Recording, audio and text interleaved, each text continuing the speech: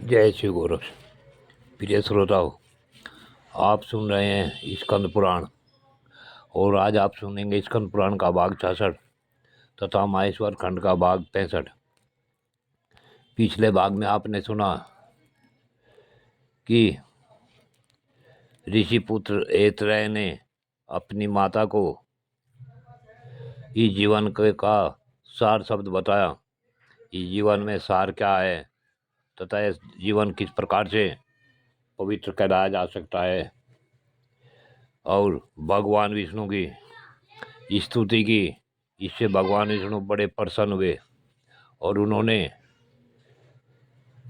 ऋषि पुत्र को उसकी माता के सामने ही दर्शन दिए।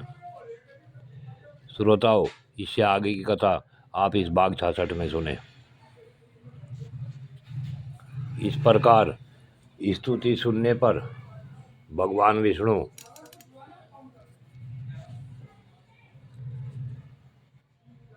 वासुदेव आनंदमग्न होकर बोले, हे वत्स ऐतरेय, मैं तुम्हारी भक्ति से और इस स्तुति से बहुत प्रसन्न हूँ।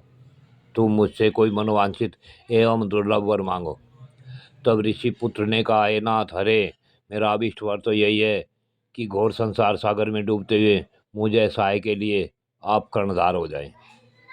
भगवान वासुदेव बोले, वत्स, तुम तो संसार सागर से मुक्त ही हो, जो सदा इस स्रोत से गुप्त क्षेत्र में स्थित हुए मुझ वासुदेव का स्तुति करेगा, उसके संपूर्ण पापों का नाश हो जाएगा।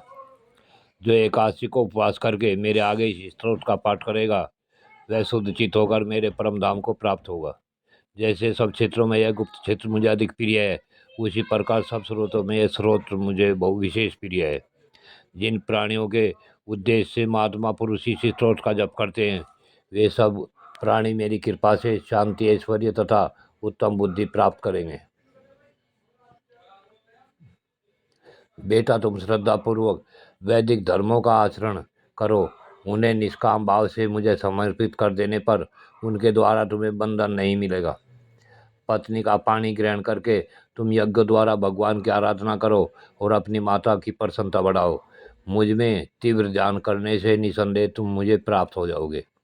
बुद्धि, मन, अहंकार, 5 ज्ञानेंद्रिय और 5 कर्मेंद्रिय, ये 13 ग्रह हैं।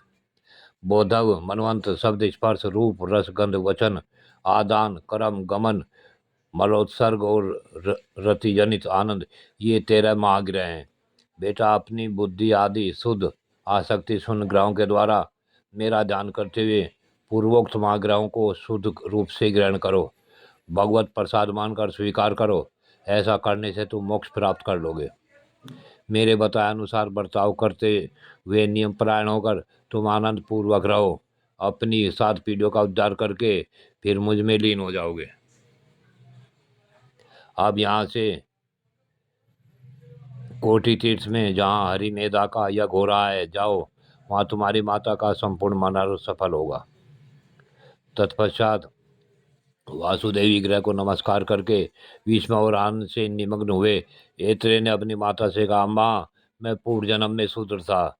एक दिन सांसारिक दोषों से भयभीत हो एक धर्मनिष्ठ ब्राह्मण की शरण में गया। वे बड़े दयालु थे। उन्होंने मुझे द्वादशाक्षर मंत्र का उपदेश दिया और कहा, सदा इस मंत्र का जप किया कर। उनकी इस आज्ञा के अनुसार मैं निरंतर उस मंत्र का जप करने लगा। उस जप के प्रभाव से तुम्हारे गर्भ से मेरा जन्म हुआ। मुझे पूर्व जन्म की स्मृति हुई। भगवान विष्णु के प्रति मेरे मन में भक्ति का उदय हुआ और इस तीर्थ में सर्वदा निवास करने का सौभाग्य प्राप्त हुआ। हे माँ,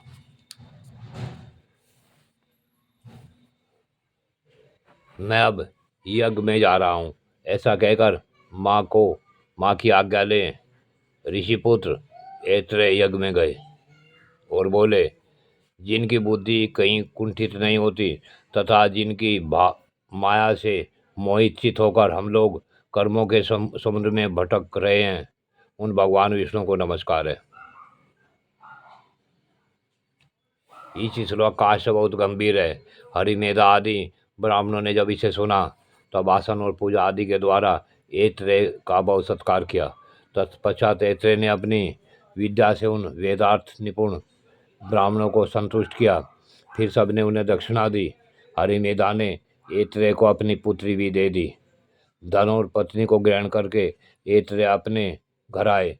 उन्होंने माता को आनंदित किया और अनेकों निर्मल पुत्रों को जन्म दिया। ऐतरेय सदा द्वादशी व्रत का पालन करते रहे। वे अनेक यज्ञों द्वारा भगवान का यजन करके निरंतर वासुदेव का ध्यान किया करते थे। इससे देह त्याग के पश्चात उन्होंने मोक्ष प्राप्त कर लिया। हे अर्जुन, ऐसी महिमा वाले भगवान वासुदेव यहाँ स्वयं विराजमान है। जो इनकी पूजा अर्चा और स्तुति करता है उसका सब पुण्य अक्षय माना जाता है। प्रिय श्रोताओं, आज की कथा यहीं पूर्ण होती है। आगे की कथा अगले भाग में। जय शिव गोरख।